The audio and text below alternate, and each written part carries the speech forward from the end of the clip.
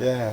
Nah, kepada pemerintah Kabupaten Garut atau Bu Menteri atau Pak Menteri Desa, tolong dana desa ya, BLT masyarakat sudah menunggu Pak.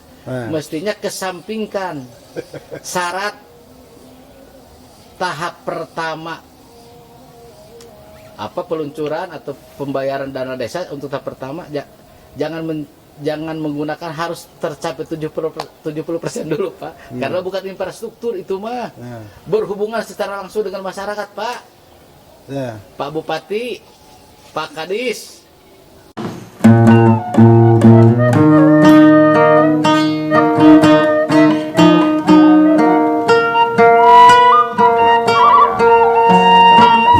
Ini kembali ke Kang Aceh, jadi maka pasti itu ada gabung. Enggak, katanya udah di sini ya.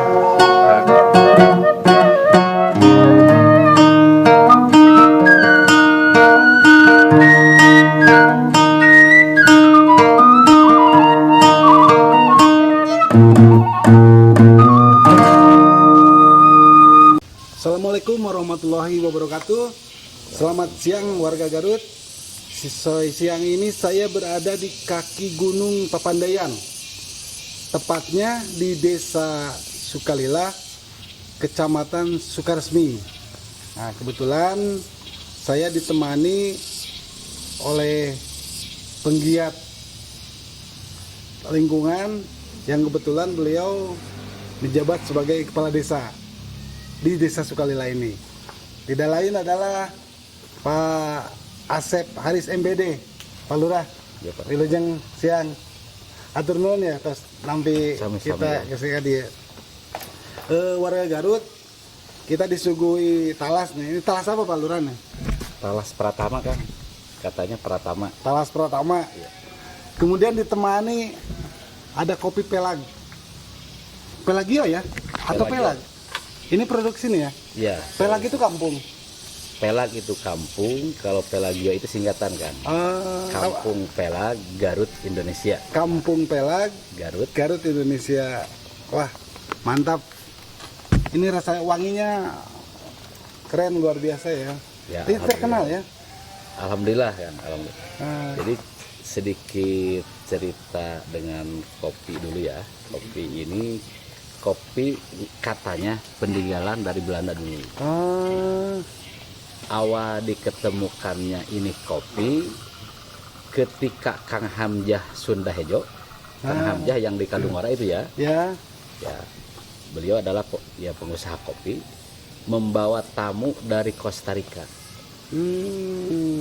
Orang Costa Rica tersebut ingin mengetahui populasi kopi Garut. Nah, dibawa ke Kampung Pelag. Alasan Kang Hamjah pada saat itu karena Pak Ustadz Guswana dari Kampung Pelag salah satu supplier kopi ke Kang Hamjah.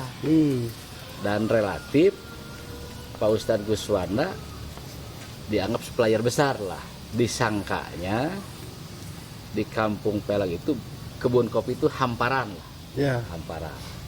Nah, ngobrol-ngobrol di rumah Pak Guswana, terus si orang Costa Rica tersebut mau melihat ke kebun kopi.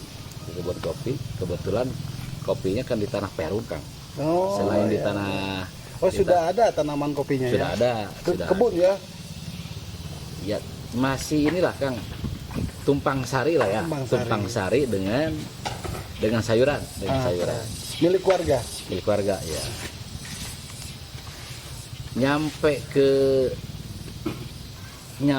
Sebelum nyampe ke kebunnya ada 3 pohon tanaman kopi yang lumayan sudah besar sih ya, kan udah ditebang, tumbuh lagi. Nah, si Costa Rica tersebut ngajak berhenti dulu sama Kang Hamjah, lihat dipetik, terus dipetik, dicicip. Nah, setelah itu dia ngajak pulang lagi, udah cukup katanya.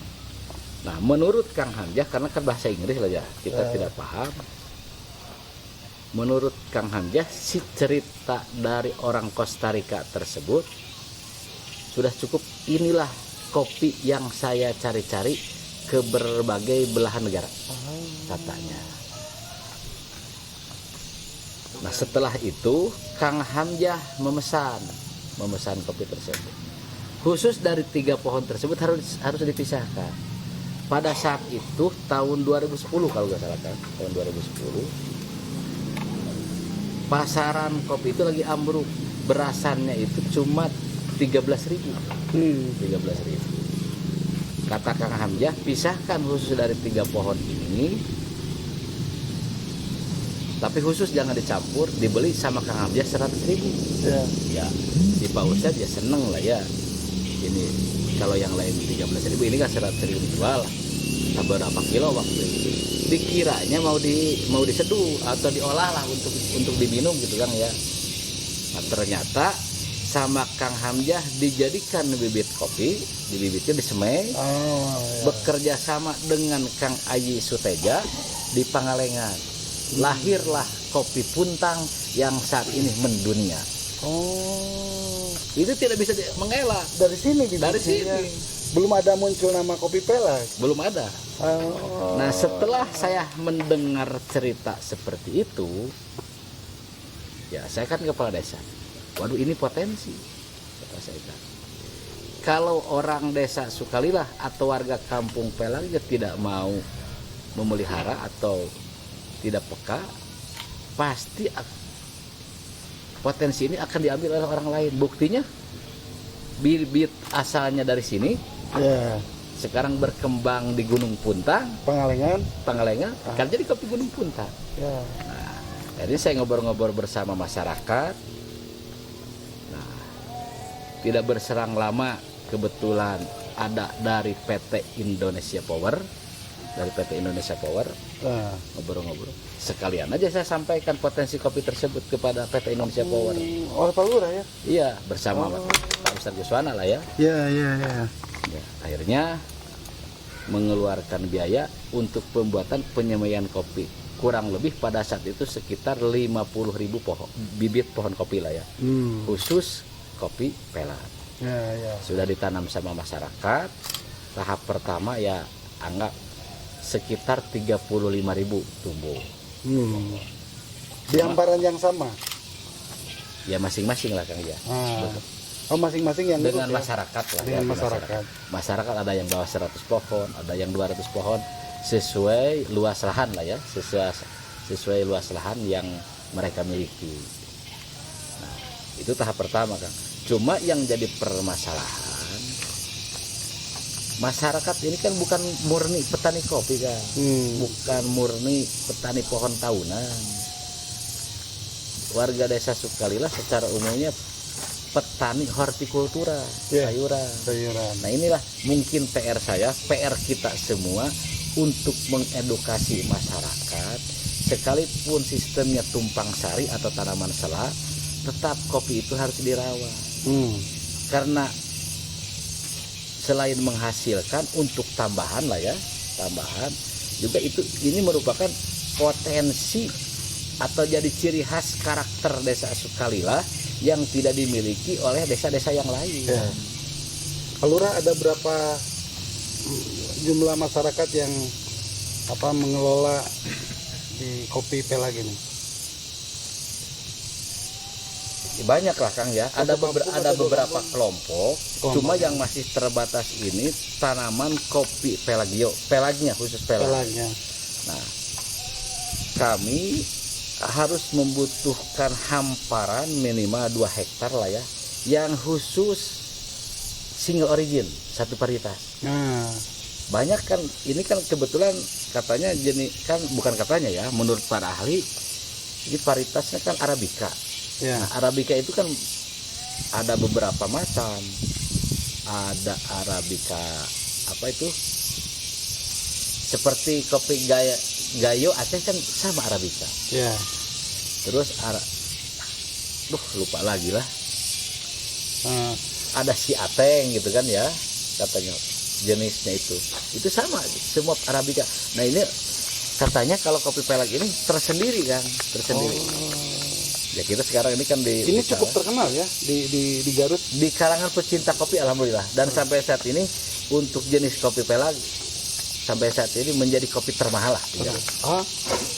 Berapa per kilo per jualnya apa nih? Per gelas, per kalau sudah seduh ya. Tapi per kemasan ini berapa nih?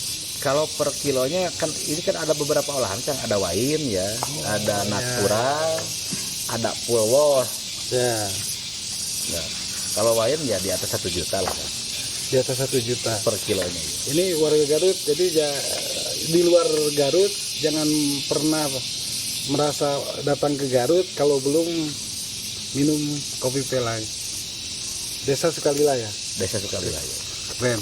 Nih saya mengerucut ke soal Desa Sukalila pernah. Pak Lurah, Desa Sukalila ini tahun kemarin bencana ya. Oh iya ya Kang. Tepatnya hari Sabtu tanggal 6 November tahun 2021 di akhir tahun lah ya kan. Ya. Banjir. Merupakan bencana pertama yang terjadi di Garut sebelum Sukawening lah ya, sebelum di daerah ya. Oh Pertamanya iya. di Desa Sukalila dulu kan. Ya. Di kampung mana itu? Kalau yang terimbas secara langsung, kalau rumah di Kampung Cilegong. Nah, yang alhamdulillah cuma yang terimbas cuma 5 rumah lah ya, 5 rumah. Banjir bandang tersebut mengakibatkan robohnya jembatan Pelag ya. Jembatan Pelag. Ya. Di sebelah mana? Timur, barat? Sebelah barat Kang. Sebelah barat. Nggak jauh dari sini enggak. Paling saya sekitar 700 meter lah ya. Oke. Ini kejadian pertama seumur hidup. Enggak, kejadian ketiga Kang. Oh, ketiga. Cuma kalau kejadian pertama dan kedua itu biasa-biasa saja, tidak sampai ke rumah lah ya, dan tidak sampai merobohkan jembatan. Ya. Kalau ini mah jembatan Pelag roboh, yang ketiga jembatan kalinya Cilegong juga terancam ambruk gitu, Ya. karena pondasinya terkikis kan. Memang roboh ya jembatannya. Roboh ya. Terus apa yang dilakukan hingga saat ini perbaikannya? Ya. Dalam kesempatan ini mungkin saya juga di Guar Garut lah ya, di Guar Garut ingin menyampaikan kepada semua pihak yang telah peduli kepada warga kami yang terkena banjir bandang lah ya. Dalam hal ini kepada BPBD Kabupaten Garut, Dinas PUPR, ya unsur Mustika Kecamatan Sukaresmi, para relawan, PT Indonesia Power juga alhamdulillah memberikan bantuan. Nah terus ya kepada semua pihak lah, mohon maaf apabila tidak disebutkan satu-satu, banyak. Terima kasih dari NU, dari SI, dari Muhammadiyah, dari Persis. Terima kasih semua. Tentunya Allah Maha tahu apa yang terbaik balasan buat kalian semua. Salam berkah lah tentunya lah. Nah, yang jadi permasalahan sampai saat ini kan, kalau yang ambruk rumah terima kasih. Dan sudah diperbaiki, sudah diisi lah ya, sudah aman. 5 rumah. 5 rumah. Yang 2 rumah mah cuma inilah uang kerohiman lah ya. Yang 3 sudah dibangun alhamdulillah permanen. Nah, yang jadi ganjalan masyarakat dan khususnya bagi saya selaku kepala desa, kami lagi menunggu realisasi pembangunan jembatan Pelag. Kalau jembatan darurat kan sudah ya. Kalau jembatan darurat kan tidak bisa dilewati oleh mobil besar kan. Ya. Ini jembatan intinya ya.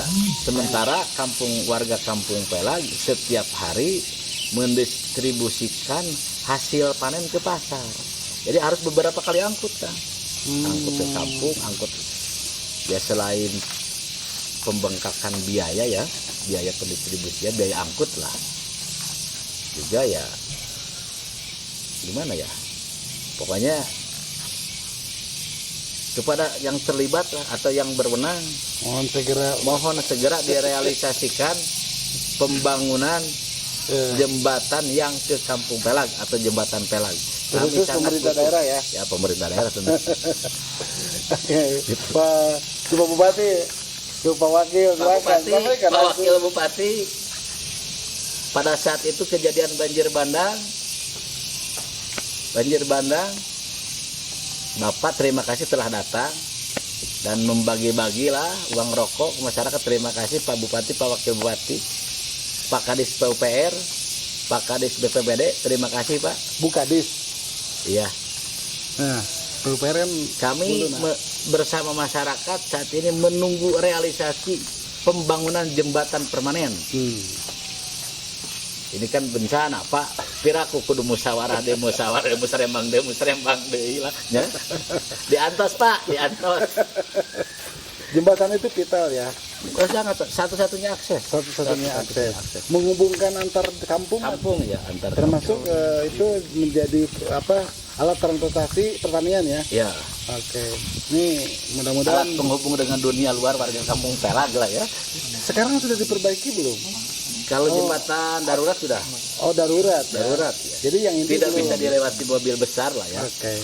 Jadi tidak bisa dilakukan pembangunan oleh dana pemerintah desa ya?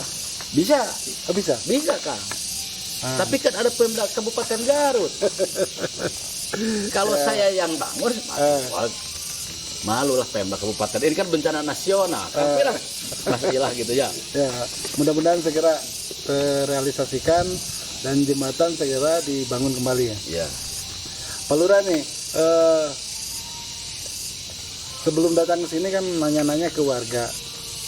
Pak Lurah ini kepala desa yang memenangkan perolehan suaranya nyaris 80% suara terbanyaknya. Itu mengungguli di bawah kepala desa yang ada di Kabupaten Garut. Tapi ada kepala desa yang tinggi juga 90% di Samarang ya, Desa Samarang. Bukan 90%. Kalau Kang Oban kepala desa Sukalaksana 99% itu makan. Desa Sukalaksana Desa Sukalaksana 99%. Kecamatan Samarang. Kalau Pak Lurah mah 80%. Ya sekitar itulah. Kalau Keren Kang- kan? Kalau Kang Oban lawannya itu cuma meraih 13 suara. Sisanya habis sama Kang Oban. Halo Kang Oban. Halo. Kalau Pak Lurah baru pertama kali ya? Saya yang kedua Kang. Oh, yang kedua. Yang kedua. Kepala desa yang kedua atau Enggak, kedua periode kalau saat ini kedua ya. periode? Alhamdulillah, terima kasih warga masyarakat Desa Sukalila telah memberikan kepercayaan kembali kepada saya. Tentunya untuk mewujudkan pembangunan desa sesuai harapan kita tidak hanya bisa mengandalkan seorang kepala desa. Kita harus berjibaku secara bersama-sama sesuai kemampuan kita masing-masing. Apabila saya salah, pang bener ke. Apabila abdi poho, pang inget ke. Ndak jalmi namina oge, bedanya saling mengingatkan. Watawasau bil haq, watawasau Luar biasa ini Pak Lurah. Paling muda nggak di Enggak, Kang. Oh, enggak. Ada yang paling muda di desa Saya ini udah tua Kang, cuma kelihatannya aja awet muda gitu lah. Luar biasa. Desa Sukalila ini pemekaran dari desa apa tuh? Desa Sukalila pemekaran dari Desa Sukajaya. Sukajaya. Di resmi berdasarkan SK pemekaran itu mekar tanggal 11 tahun 2011 bulan 8 bulan Agustus. 11 Agustus 2011.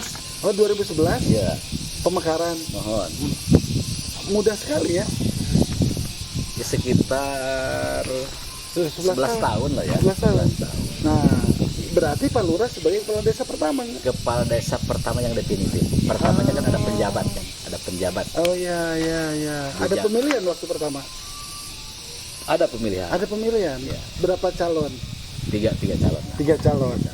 Nah, terus yang kemarin di pemilihan serentak ya? Tahun 2019 kan saya, bukan 2021. Oh, 2019. Ya, serentak juga. Putaran kedua, Putaran ketiga kan. ketiga. Pemilihan pilkada serentak pertama di Kabupaten Garut itu pertama tahun 2015 diikuti 216 desa. Tahun kedua 2017 sekitar 129 desa lah. Nah, terus 2019 pemilihan serentak kepala desa di Garut gelombang ketiga ya saya. Gelombang ketiga. Ya. Nah, waktu itu berapa calon? Cuma dua. Cuma dua. Ya. Dan Pak Lurah, Alhamdulillah lah. Ya. Alhamdulillah masyarakat masih memberikan kepercayaan, dan selain itu juga saya minta doanya dari Akang, mudah-mudahan saya mampu mewujudkan pembangunan tentunya ke arah yang lebih baik lah ya, yang lebih baik. Karena kebanyakan para calon kepala desa yang belum lah Kang ya, dalam pikirannya itu kan hanya membangun infrastruktur kan. Tanpa mereka pikirkan sebelumnya, tanpa disadari bahwa kepala desa itu adalah pemimpin, sementara tugas pemimpin itu kan bukan hanya membangun infrastruktur. Kalau membangun infrastruktur siapapun juga bisa kan, kasih aja uangnya. Membangun jalan kayak, membangun jembatan kayak, asal ada uangnya pasti bisa. Kalau hanya sekedar membangun infrastruktur siapapun bisa lah, yang penting ada uangnya. Nah sekarang anggaran untuk pembangunan itu kan sudah jelas ada kan. Tinggal kepala desa bersama tokoh masyarakat desa atau lembaga desa benar-benar merencanakan dengan bagus gitu kan, karena sudah ada plot lah ya, plot supaya masyarakat juga paham atau memahami apa yang akan dikerjakan oleh pemerintahan desa berdasarkan hasil musyawarah, dalam hal ini mungkin musrembang lah ya. Nah, ketika di tengah proses ada perubahan seperti ada bencana dan lain-lain gitu ya, perubahan, tinggal musyawarah lagi kan. Nah ini yang paling penting menurut saya ya, yang saya rasakan dan saya melihat rekan-rekan suka lupa program pembangunan itu bukan hanya infrastruktur, pembangunan pendidikan, pembangunan kesehatan, pembangunan ekonomi, pembangunan sosial budaya. Nah, pembangunan pendidikan ya, barometernya lah ya menurut saya, sejauh mana kesadaran orang tua untuk menyekolahkan anak, memberangkatkan ke pesantren. Nah udah berapa persen tuh? Kalau bilang pendidikan kan pendidikan. Jadi pendekatan itu ya. Dalam setiap kesempatan kita motivasi masyarakat. Semua pemerintah sudah menyediakan, sudah mendekatkan. Kalau saya dulu dari sini kan waktu SMP ya, kan jalan kakinya aja 7 kilo kan ke Bayongbong dulu ya. Kalau Lurah pituin asli sini asli ya? Sini ya. Saya SMP berangkat jalan kaki subuh, setelah subuh ke Bayongbong. Kalau sekarang di setiap lingkungan sekelas SMP atau sanawiyah kan sudah ada. Jadi tidak ada alasan bagi warga masyarakat dimanapun, khususnya warga desa Sukarela, lamun teu daraek sekolah jaba gratis kan gitu nya. Kesehatan. Nah, pembangunan kesehatan. Kepala desa bersama tokoh masyarakat juga melibatkan tenaga-tenaga kesehatan, dalam hal ini puskesmas mungkin lah ya. Sejauh mana meningkatkan kesadaran masyarakat akan pentingnya hidup sehat, atau sehat diri, sehat lingkungan rumah, atau ya rumah lah ya. Nah itu setidaknya kita sampaikan gitu kan. Jarang terpikirkan dan jarang dilakukan. Itu kan kalau hanya sekedar motivasi, tidak memerlukan biaya. Intinya silaturahmi ya. Intinya silaturahmi. Jadi terus ekonomi. Nah cerita ekonomi untuk di desa Sukalilah menarik ya kan. Kembali lagi kita ke kopi. Salah satunya kan kopi. Salah satunya yang sampai saat ini menjadi ciri khas atau karakter desa Sukalilah. Kopi pelag tidak dimiliki oleh daerah-daerah lain. Nah, alhamdulillah masyarakat yang sekian puluh tahun bahkan mungkin ratusan tahun, saya juga pribadi asa kabohongan kan nu diinum di kopi-kopi warung mah teh kopi naon aja da geuningan ari kopi asli mah kopi pelag sadinten 10 gelas ge Kang keur pribadi abdi lambung abdi nyaman we. Benten sareng kopi nya kopi anu aya ngagara rantung gitu nya sagelas gesok aya mual kan. Aduh ka ieu mah abdi lah gitu nya. Abdi lah. Ini original ya. Original mohon. Asli.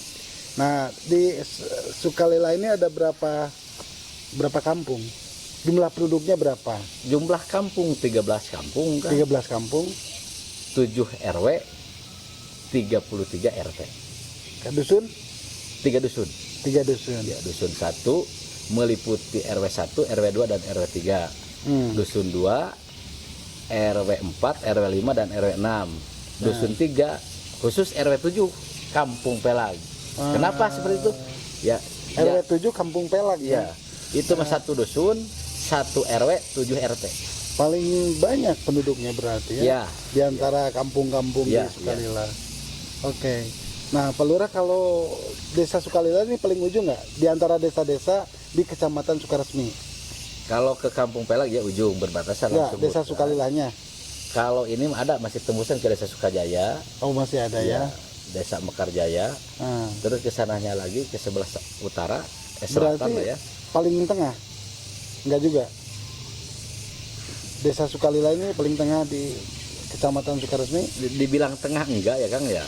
Kalau melihat ke arah barat kita ini di ujung, tapi tidak buntu, masih ada lintasan ke Ya. Tapi ke benar Sukajaya ya dan di kaki Mekarjaya. gunung Kaki Gunung Papanayan. Papanayan. Ya, maksudnya kaki Gunung Oke. Papanayan. Ya, Papanayan ya. Nih Pak Lurah, saya belum begitu mengenal Kecamatan Sukaresmi. Ada berapa desa sih di Sukaresmi ini? Kecamatan Sukaresmi ini kan relatif juga baru Kang ya. Kecamatan pemekaran dari Kecamatan Cisurupan.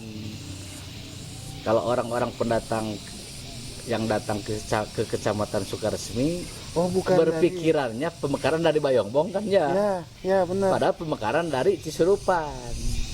Nah, di Kecamatan Sukaresmi ada 7 desa sekarang. 7 desa. Pertama Desa Sukaresmi, Desa Sukamulya, Desa Cinta Damai, Desa Padamukti, Desa Sukajaya, Desa Mekarjaya, dan Desa Sukalila. Bungsu lah Desa Sukalila. Di Kecamatan Sukaresmi di kaki gunung rata-rata ya desa-desanya. Ya, bisa dikatakan seperti itulah. Ya. Dia di wilayah perkebunan kan lebih luasnya. Pertanian. Pertanian. Ya. Cuma kebanyakan ya petani hortikultura. Oke. Cuma kan yang jadi bingung kan kita ini dibilang petani lah ya. Kalau kelas petani menurut aturan pertanian kan seseorang yang memiliki lahan garapan minimal 2 hektar. Jadi indikatornya dibandingkannya dengan petani-petani yang ada di Lampung, di Sulawesi, Kalimantan kan itu kan. Definisi petani ya. Iya. Jadi kalau dilihat seperti itu ya, dengan memiliki luasan lahan garapan, kelas di kita ini rata-rata, khusus yang ada di Kecamatan Sukaresmi, terlebih di Desa Sukalila, kelasnya kalau melihat aturan tadi ya, kelasnya buruh tani. Buruh tani. Jadi bukan petani. Bukan petani. Tapi buruh tani. Buruh tani ya. Ya rata-rata kan di Garut seperti itu. Iya. Buruh tani ya. Kalau Pemiliknya orang luar kalau banyak juga. kita jangankan 2 hektar Kang ya, memiliki lahan 1 hektar juga kalau di kita ya sudah termasuk orang kaya sih sebenarnya. Banyak juga yang belum punya tanah kan. Yang menggarap orang lain kebanyakan seperti itulah. Nah, Pak Lurah, terkait bantuan yang digelontorkan oleh desa untuk masyarakat, apalagi saat ini kan kondisi masih COVID ya, itu sudah turun ya? Bantuan apa saja sih yang diluncurkan oleh pemerintah pusat atau pemerintah provinsi, kabupaten terhadap desa? Berbicara anggaran Kang ya, untuk tahun 2022 yang turun langsung kepada rekening desa belum ada kan. Sekarang sampai saat ini belum ada. Sampai saat ini belum ada. Nah, kalau untuk bantuan sosial yang berhubungan dengan bencana COVID lah ya, sudah ada 2 tahap. Ya. Yaitu melalui program BPNT, bantuan pangan non tunai, yang sebelumnya didistribusikan bekerja sama melalui agen, sekarang kan melalui pos kan. Sudah alhamdulillah di Desa Sukalila itu tahap pertama 260, tahap kedua 280. Nah, Penerima penerima 400 KPM lebih lah KPM ya. Istilah penerima itu KPM ya. KPM. Nah, Yang jadi sampai saat ini menjadi pikiran saya, ini dana desa kan. Dana desa udah diplot peruntukannya. Dari besaran dana desa, pemerintahan desa 40%-nya kan wajib BLT. BLT itu bantuan langsung tunai Sebentar, dana desa itu sumbernya dari APBN. APBN pusat. APBN ya. Oke. Besarannya berapa? Variatif. Variatif. Nah, Cuma rata-rata di atas 1 M lah untuk desa-desa di Kabupaten Garut. minimal 1 miliar. Iya, rata-rata 1 Minimal miliar. kan 1 miliar. Nah, 40% untuk BLT. Lanjut. 1 miliar, 40%-nya untuk BLT, kurang lebih 400 juta lah ya Kang ya. Ya. 400 juta dibagi 12 bulan. Oh, 1 tahun. Ya, dibagi 12 bulan. Per penerimanya Rp300.000 per bulan. Tinggal dibagikan sekian. Kalau desa Sukalila sendiri sekitar 125 orang lah. 125 orang. Assalamualaikum. Waalaikumsalam. Ini Pak Lurah. Siap. Alhamdulillah, alhamdulillah. Ketua di atas atas ya. Enggak. Salat duha heula satu. Dua nih, Ketua Abdesi ya. Abdesi ya, PPK Abdesi.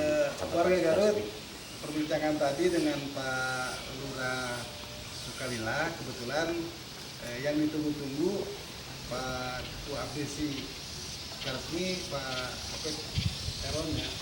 Desa Sukaresmi. Desa Sukaresmi. Berarti desa inti ya. Desa inti desa. Pak Lurah, perbincangan kami dengan Pak Lurah Sukalila Iya, terkait bantuan dari pusat dana desa ya. dana desa ya. Di mana mestinya di bulan ini atau bulan keempat turun. Itu diperuntukkan 40% dari 100% untuk wajib disalurkan untuk BLT ya. Ya, BLT. Nah, tetapi kendala atau yang menjadi keluhan Pak Lurah Sukalila, ada syarat desa-desa harus melaksanakan vaksin ya. Ya. Minimal 70% dilaksanakan.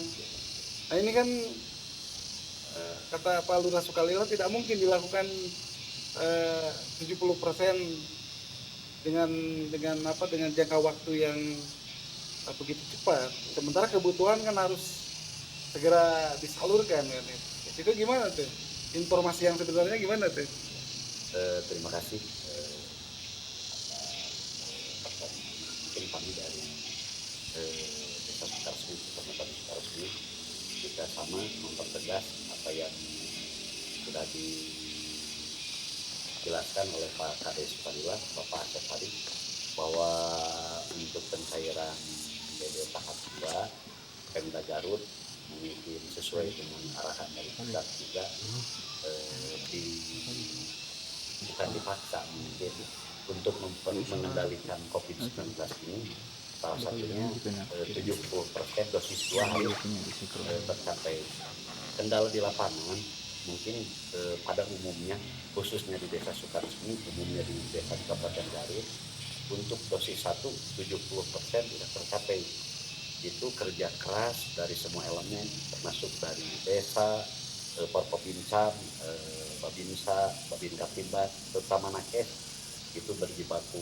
Salah satu dari unggulan dari Puskesmas Sukamulya beserta desa, sesuai dengan arahan Pak Bupati, Pak Wabub, Pak Kadis BPNPD dalam setiap kesempatan, bahwa untuk pencairan DD itu disyaratkan vaksinasi harus tercapai dosis 2 70%. Itu mungkin rekan-rekan kebanyakan, tapi bersyukur yang sudah melampaui 70%. Di Sukaresmi juga langkah-langkah nyata itu adalah dengan melalui rempuk desa yang dimana operasionalisasi vaksin itu ke RW-RW. Itu juga yang bisa mencapai target 70% waktu dosis 1. Dosis 2 belum. Nah sekarang baru mulai seperti kemarin Desa Sukawilah, alhamdulillah bisa mencapai target kurang lebih 320 yang vaksin dosis 2. Itu presentasi Desa Sukawilah udah melonjak gitu, bisa 60, 65, mungkin bisa 70. Itu salah satu improvisasi yang dilaksanakan di Kecamatan Sukaresmi kami hari Sabtu, dan insya Allah dari 7 RW kami menargetkan 500 di dosis 2. Karena kunci sukses di dosis 1 juga ternyata itu di rebuk desa karena terjun ke tiap RW. Kemudian untuk pencairan sebetulnya ini juga syarat bisa wajib bisa sunat, tapi kalau melihat sekarang bisa juga mubah gitu kalau melihat keadaan warga sekarang. Jadi mohon BLTDD itu bagus dikaitkan dengan vaksinasi untuk mempercepat pengendalian COVID-19, tapi di sisi lain juga karena ini ada bantuan BLTDD karena COVID juga yang mungkin bisa dipercepat, dan itu dilema. Saya yakin Pemda Garut itu sudah maksimal memerintah kepada melalui kecamatan ke desa, melalui dinas pemberdayaan masyarakat kepala desa, Pak Kadis itu tiap kesempatan itu vaksin, dan insya Allah desa-desa itu bekerja sama dengan, kalau namanya di desa dulu ada 3 pilar, sekarang 4 pilar. Ada desa, ada puskesmas, ada babinsa, babinkantimas, itu berjibaku ya. Iya, tidak ada ego sektor. Ini yang dapat penghargaan ini itu semuanya itu berjibaku gitu. Nah, Pak Lurah nih, kalau tidak tercapai 70%, kami optimis kalau di kisaran 70% dapat tercapai, cuman masalah waktu, terpepetnya waktu. Kemarin juga waktu yang 70% dosis pertama itu mepet juga sama seperti kasus di dosis 2.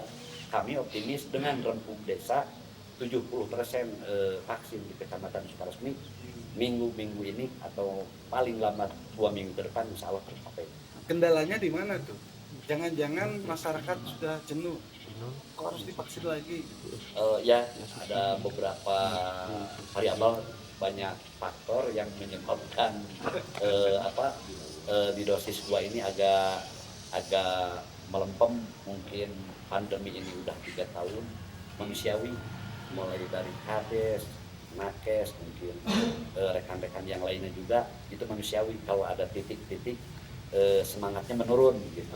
Insya Allah kalau untuk gerakan vaksinasi ini karena memang sangat diharapkan oleh pemerintah pusat atau Pemda Garut juga, kami Kecamatan Sukaresmi beserta desa-desa yang lain dengan metode rempuk desa insya Allah tercapai.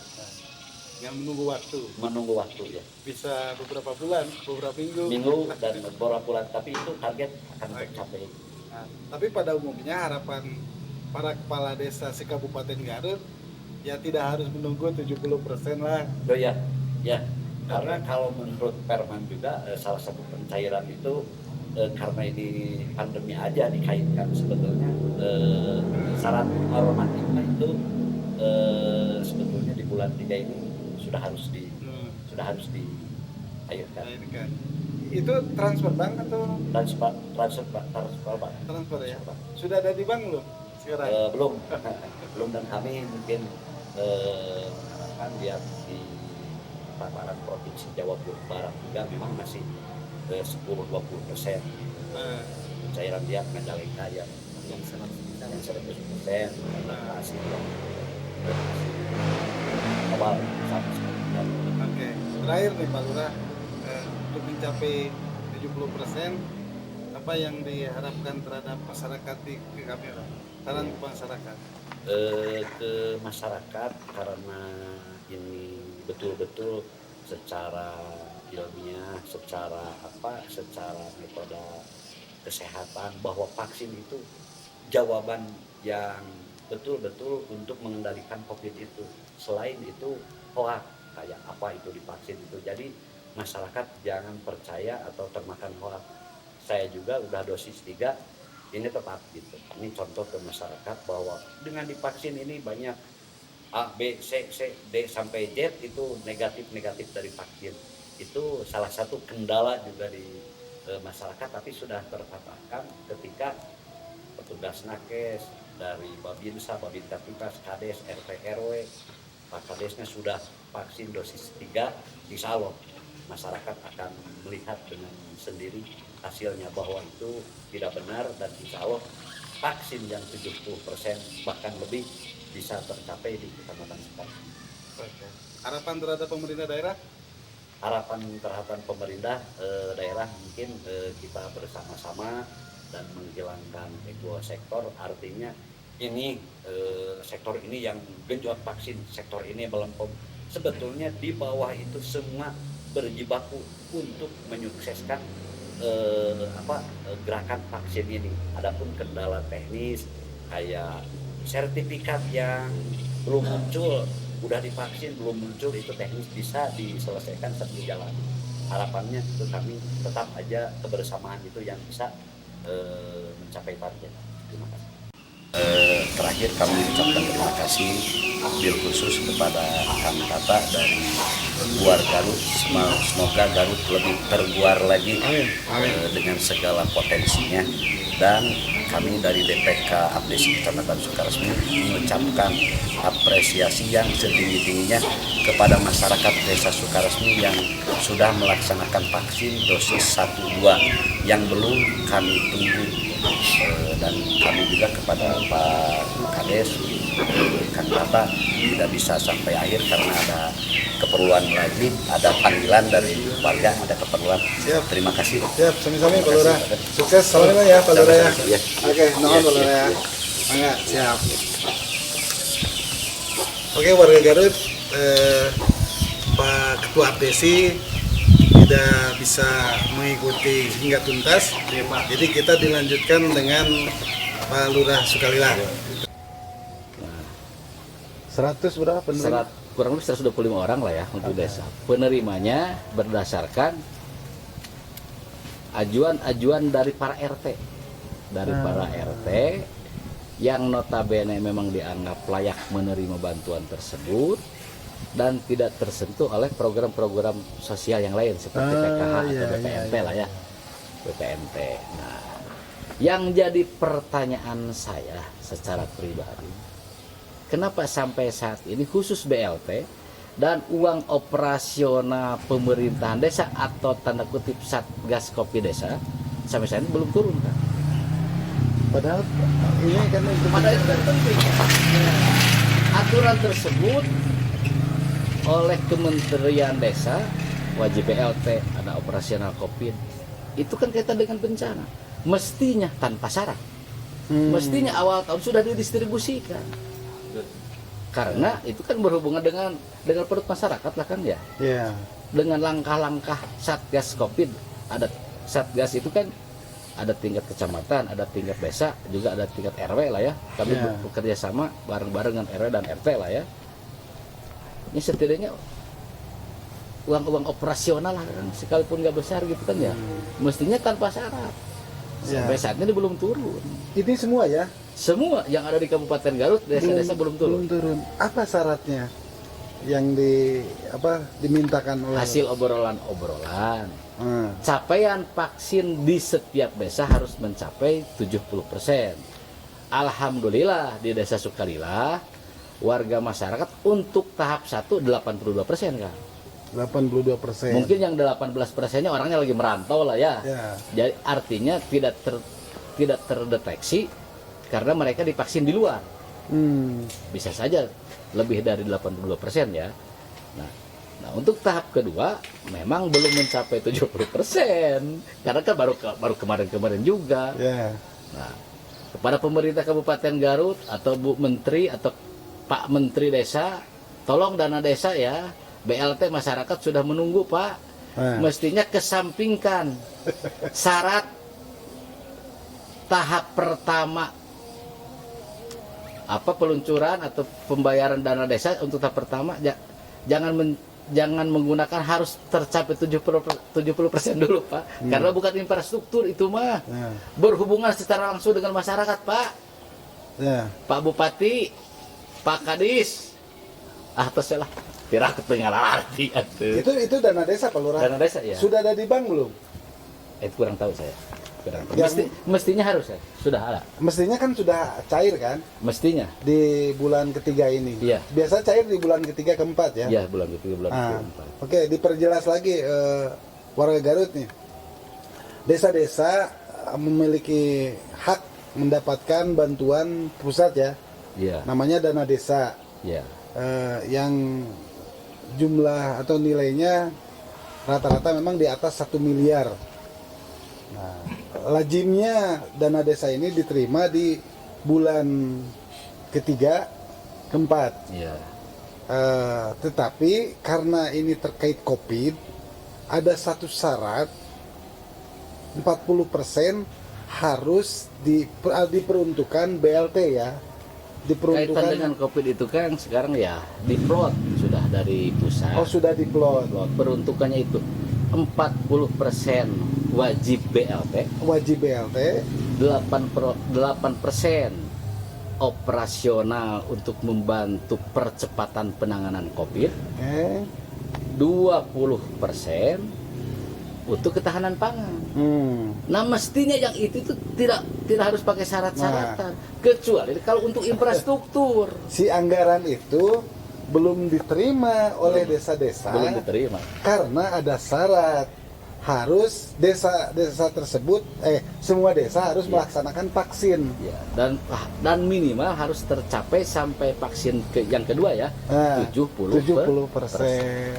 Ya, padahal anggaran itu sangat dibutuhkan untuk kan soal bencana ini kan Ya kaitan dengan perut masyarakat lah kan. perut masyarakat. Ya. Perut masyarakat.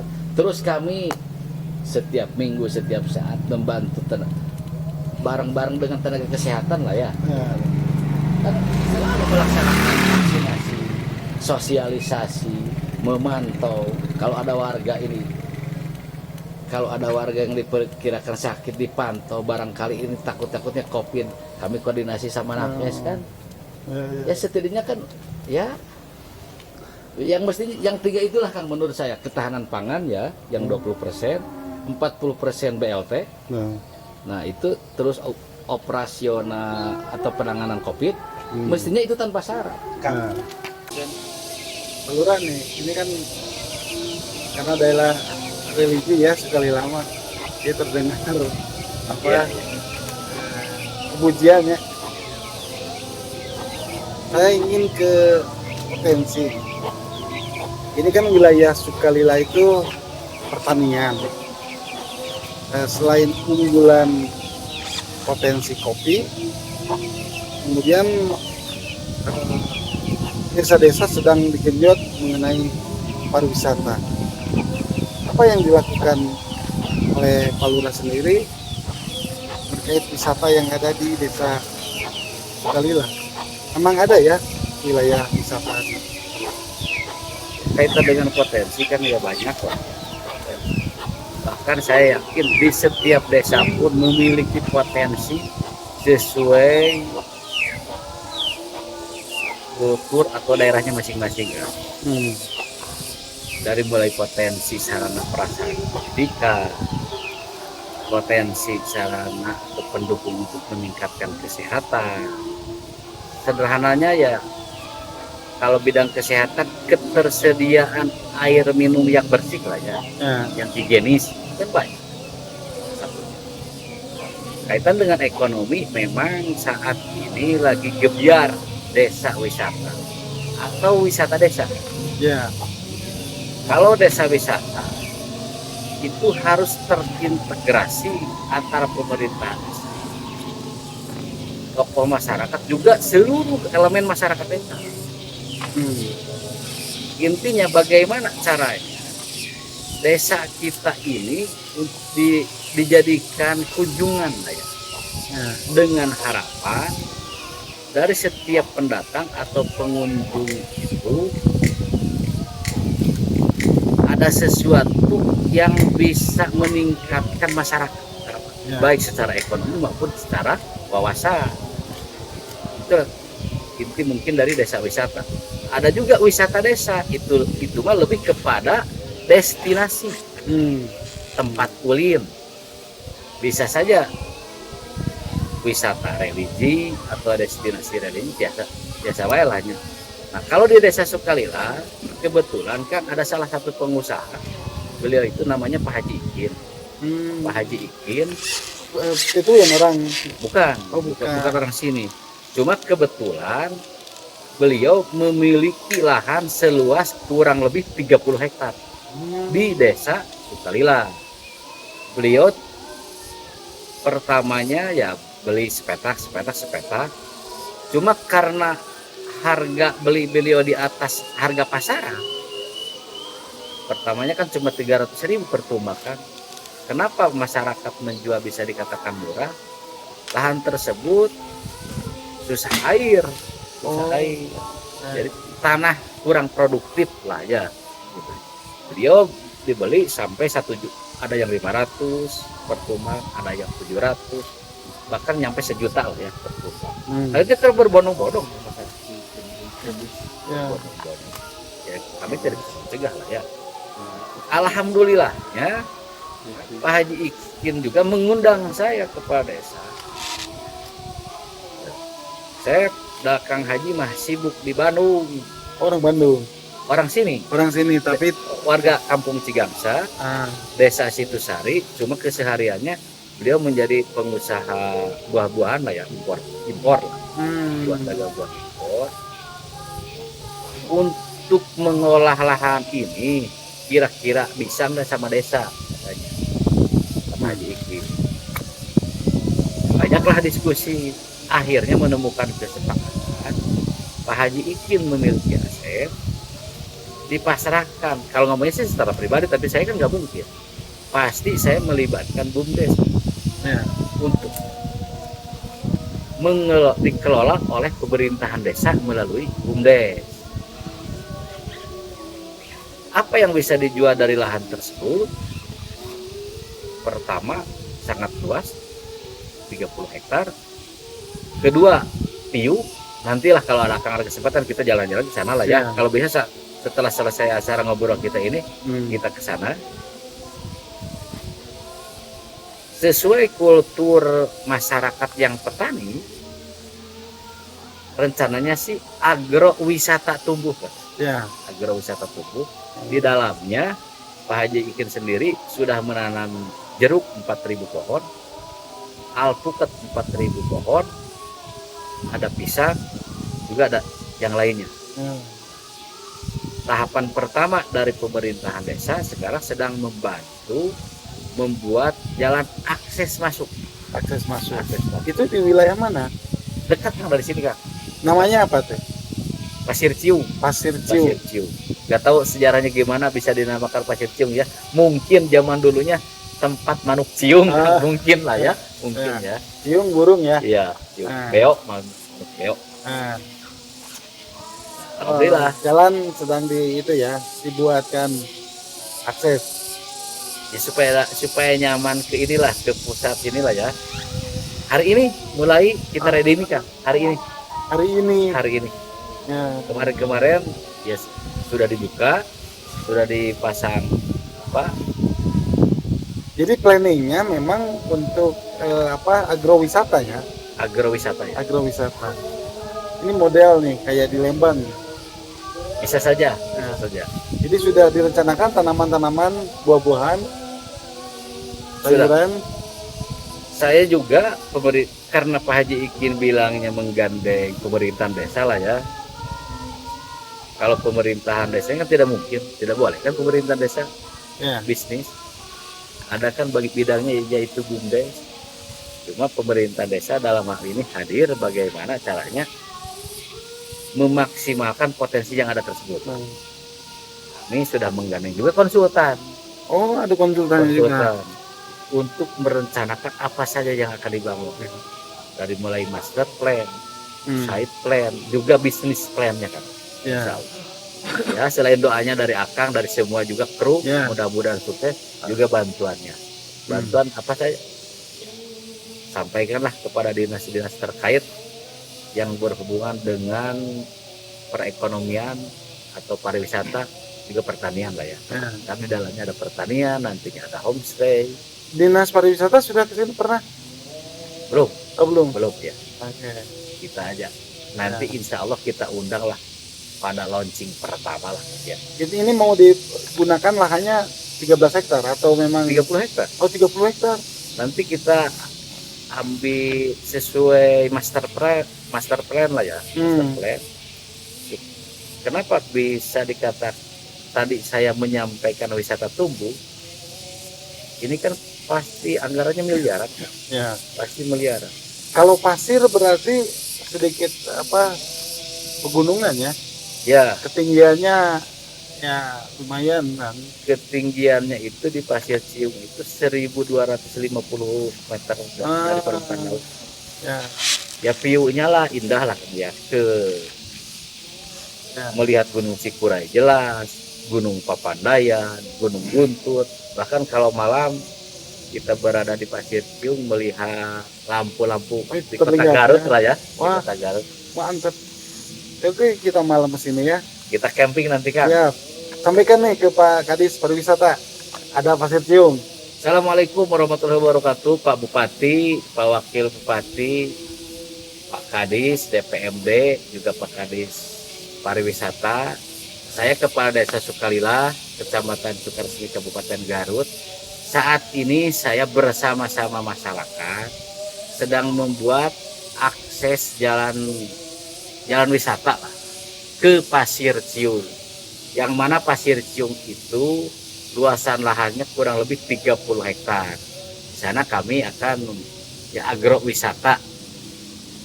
Master plan sudah jadi, site plan sudah jadi, tinggal uangnya Pak. Bantuan, duitnya bantuan Pak, artosna. Sehebat apapun perencanaan tanpa didukung ieu mah Pak rada susah. Kecuali wisatana wisata ngadukun Pak. Hapunten Bapak campur deui. Ini luar biasa nih kalau bincang dengan Pak Lurah Sukalila. Pak Lurah nih, itu kan udah perencanaan sudah dibuat ya mengenai wisata Pasir Cium ya. Kapan mau dikerjakan? Saat ini kan baru dibuka ini ya. Sudah kan? Oh sudah. Sudah. Ya? Nah, Masih dalam tahapan proses lah sekarang ya. Ya, Cuma ya. kami belum launching lah ya. Nah, nunggu. Lagi mempersiapkan semaksimal mungkin, tentunya sesuai kemampuan untuk launching. Oke. Insya Allah akan nanti diundang lah, dikasih tahu kalau Siap. launching. Pasti hadir. Ini keren ya Desa Sukalila dengan potensinya kopi pelag. Kopi pelag. Pelagia atau pelag ya? Pelag. Kopi pelag ya. Cuma brandnya Pelagio gitu Nah, aja. kopi pelag karena ada kampung pelag. Ini aset yang luar biasa. Makan kopinya lebih keduluan tenarnya di Pangalengan kan, Bang Egar ya. Kopi puntang. Kopi puntang. Padahal bibitnya dari sini ya. Iya. Nah, yang kedua di Sukalila ini direncanakan ada kawasan 30 hektar namanya Pasir Cium.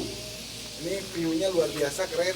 Kita mau ke sana setelah ini ingin melihat pemandangan Pasir Cium yang mana akan dibuat menjadi agrowisata oleh Pak Lurah dan pemilik pribadi ya, tapi dikerjasamakan dengan pemerintahan desa. Pak Bupati, Pak Wakil, Pak Kepala Dinas DPMPD, Kepala Dinas Pariwisata, hadirlah ke sini, bantulah Pak Lurah Sukalila yang memang luar biasanya. Pak Lurah nih terakhir karena kita juga dibatasi waktu, apa yang akan disampaikan ke masyarakat, ke pemerintah, Pemda juga, harapan dan keinginan Pak Lurah. Silakan di kamera. Pertama saya ucapkan terima kasih kepada Anda yang telah sudi datang ke Desa Sukalila. Mohon maaf atas keterbatasan kami dan inilah Desa Sukalila, tentunya dengan segala kelebihan dan kekurangannya. Nah, Untuk masyarakat Desa Sukalila khususnya, jangan lupa jaga kesehatan, protokol kesehatan, vaksin. Ingat, vaksin. Kita berhusnudon kepada siapapun, apalagi kepada pemerintah. Apa yang telah diputuskan kaitan dengan kebijakan tentunya sudah berdasarkan pertimbangan, dan itu tentunya yang terbaik buat masyarakat. Jangan lupa vaksin. Selain itu, mohon doanya, dukungannya juga. Pemerintahan desa sekarang sedang membangun untuk dijadikan desa wisata atau tempat wisata dengan potensi pasir ciumnya dan kopi pelangnya. Nanti di pasir cium juga insya Allah ditanam kan, yang senior origin. Juga sama Pak Haji Ikin, terima kasih Pak Haji telah mengajak kerjasama dan mempercayakan kepada pemerintahan desa, dalam hal ini kepada masyarakat desa untuk mengelola pasir cium. Pemerintah Kabupaten Garut ditunggu segala sesuatunya untuk kemajuan desa. Terima kasih, mohon maaf. Assalamualaikum warahmatullahi wabarakatuh.